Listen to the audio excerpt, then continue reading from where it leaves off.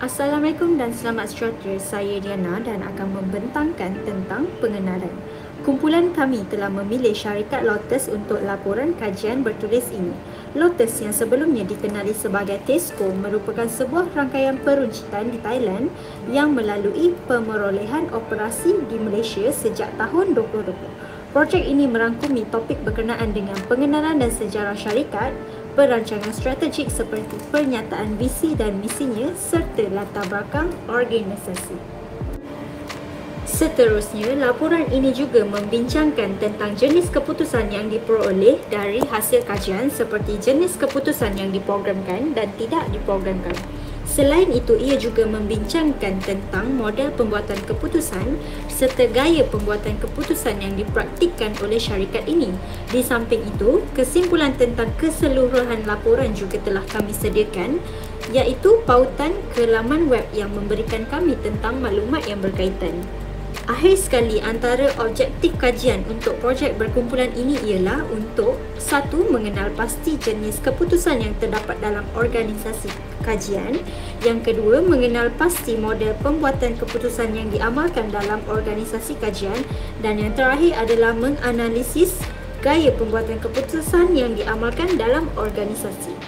Latar belakang organisasi Lotus, dahulunya Lotus Supercenter, Tesco Lotus Supercenter dan Tesco Lotus ialah rangkaian runcit di Thailand yang dikendalikan oleh Charion Pokpan Group dengan operasi di Malaysia melalui pemerolehan operasi Tesco di Malaysia sejak 2020. Kumpulan CP menjual sebahagian besar sahamnya dalam Tesco Lotus pada tahun 2003. Kedai Tesco Lotus kini beroperasi dalam 5 format iaitu Extra, Hypermarket, Department Store, Talat dan Express. Talat iaitu pasar ialah format pasaraya yang menjual terutamanya barangan runcit, manakala Express ialah format pasaraya mini kemudahan. Tesco Lotus juga menawarkan pelbagai perkhidmatan runcit dan kewangan termasuk pembayaran bil, pinjaman peribadi, Tesco Premier, kad kredit Tesco Visa dan broker insurans Tesco pada April 2013. Pesaing terbesarnya dalam pasaran Thai ialah Big C. Sehingga Disember 2019, Tesco Lotus mempunyai 1,967 kedai di Thailand di bawah jenama Tesco Lotus, 1,600 kedai Tesco Lotus Express dan kira-kira 400 kedai lain dalam format pasaraya besar, talat dan gedung serbaneka.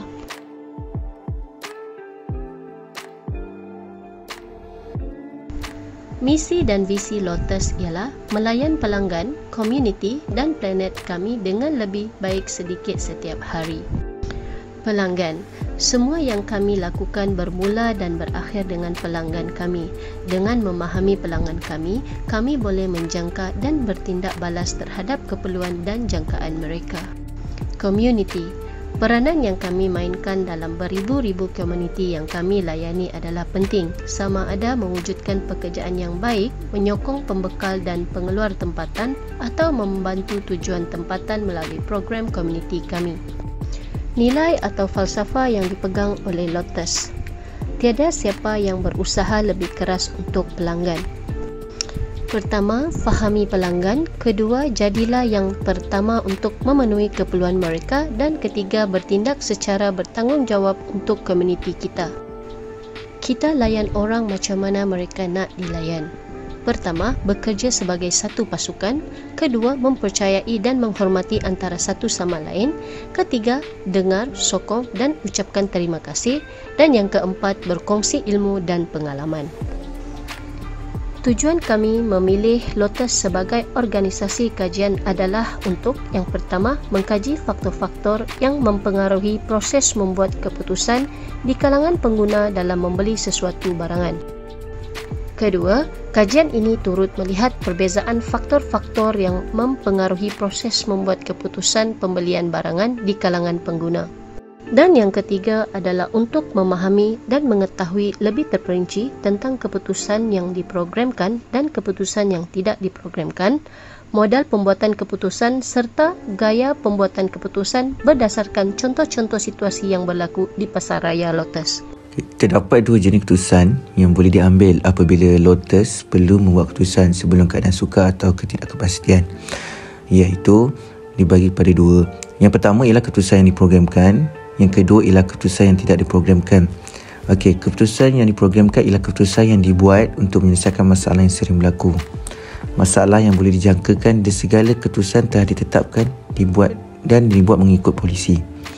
Sebagai contoh ialah apabila pengurus membuat keputusan bagi perkara rutin dan berulang kali, keputusan-keputusan yang dibuat juga adalah bagi masalah yang mudah untuk diselesaikan.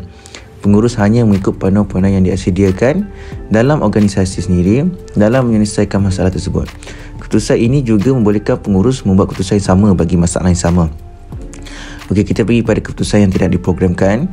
Keputusan yang tidak diprogramkan ialah keputusan yang dibuat terhadap sesuatu masalah yang jarang berlaku dan tidak dapat dijangka serta dirancang dengan sempurna. Keputusan dibuat dengan mengikut situasi masalah yang dihadapi. Okey, keputusan ini selalunya dibuat bagi mengatasi masalah besar dan jarang berlaku. Keputusan ini juga membabitkan fakta-fakta yang tidak diketahui dan dibuat bagi masa-masa yang tertentu sahaja. Pengurus yang terpaksa membuat keputusan ini memerlukan perhatian yang penuh dan serius dan mengambil kira banyak faktor sebelum mengambil satu keputusan. Okey, sebagai contoh, keputusan yang diprogramkan ialah seperti pembelian peralatan, pembayaran cukai dan pengambilan kerja dalam Lotus itu sendiri. Ini contoh-contoh keputusan yang sering dibuat dan selalu ada dalam polisi syarikat. Dan kita pergi pada contoh keputusan yang tidak diprogramkan ialah seperti masalah yang tidak dijangka, seperti masalah pekerja berhenti secara serta-merta dan kemerosotan jualan yang menyebabkan pekerja berhenti dan menyebabkan kerugian yang amat besar. So pengurus perlu ambil keputusan yang amat drastik dan keputusan yang perlu berhati-hati. Itu contoh keputusan yang diprogramkan dan keputusan yang tidak diprogramkan yang berlaku di Lotus itu sendiri. Model-model membuat keputusan. Model membuat keputusan mempunyai 3 jenis, iaitu model klasikal, model pentadbiran dan model politikal.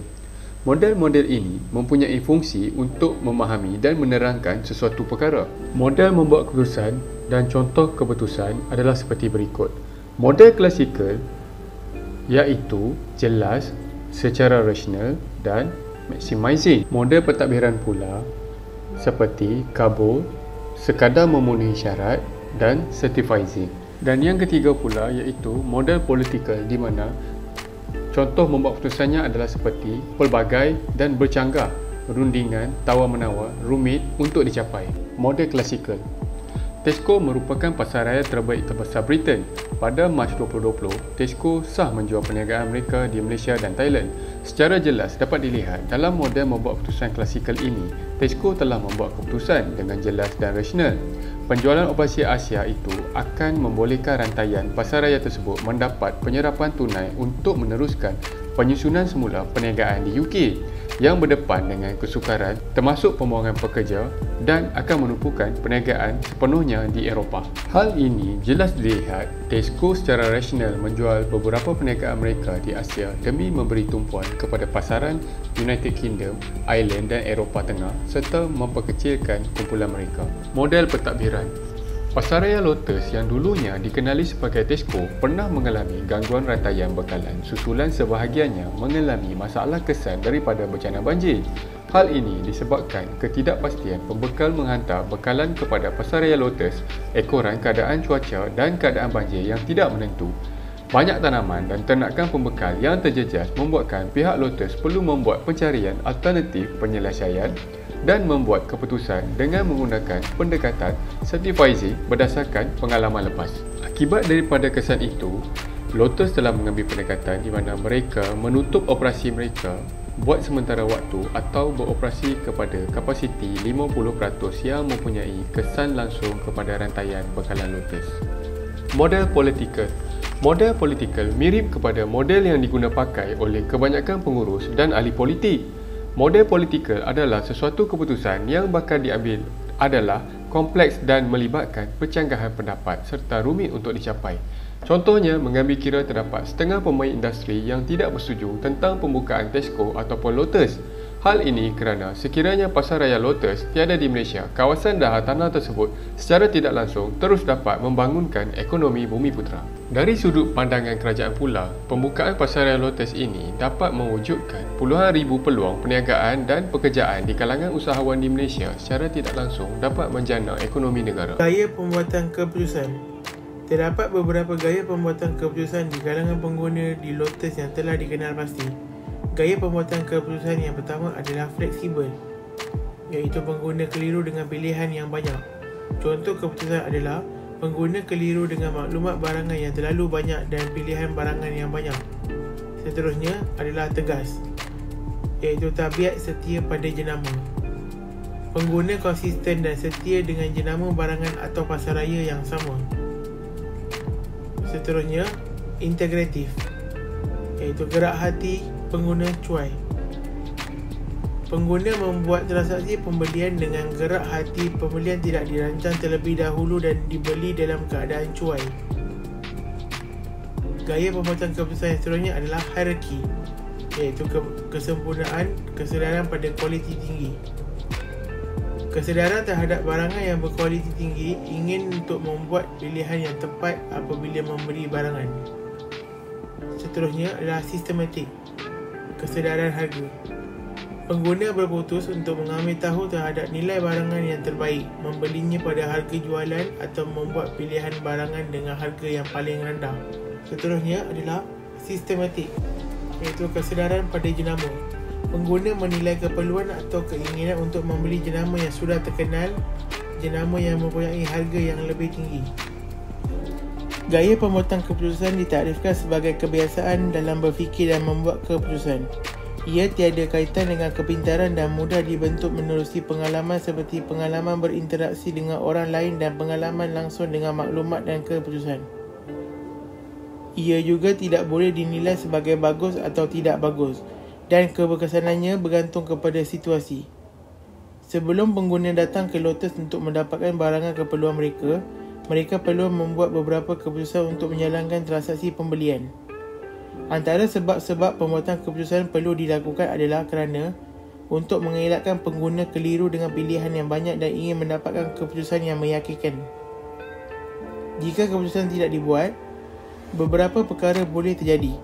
Sebagai contoh, para pengguna berasa kesal selepas membuat pembelian barangan yang mahal kerana tidak mengambil kira gaya pembuatan keputusan sebelum membeli barangan tersebut.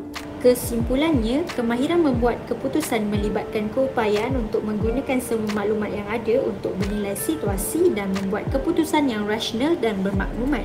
Setiap orang menghadapi masalah tersendiri dan kemahiran menyelesaikan masalah merupakan satu keperluan dalam kehidupan manusia.